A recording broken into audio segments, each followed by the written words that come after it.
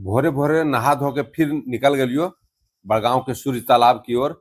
देखे ले कि भीड़ भाड़ है, कितना भीड़ है भोरे। पूरा भीड़ हले एकदम, रोड तो कसम कस हलो।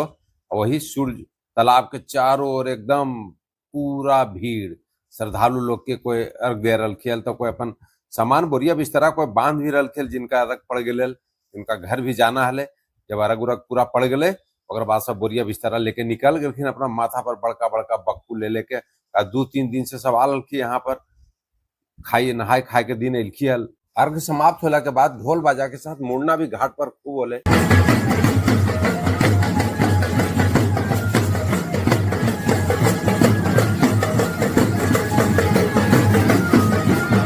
मुंडन के बाद चंदन टीका लगा के आशीर्वाद दे रहा थी ना। वार्ड नंबर 6 के वार्ड पार्षद विनीता कुमारी और उनकर पति संजय कुमार भी यहाँ आवे वाला श्रद्धालु के स्वागत में मेला के विधि व्यवस्था ठीक करे में लगल हलथिन।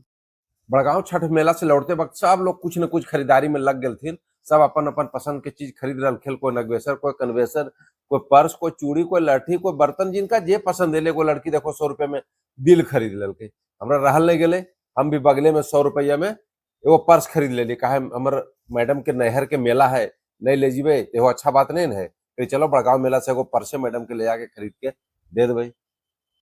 मेला में जिलेबी मिठाई भी, राष्ट्रीय मिठाई जिलेबी, एकदम धूम मचैले हले।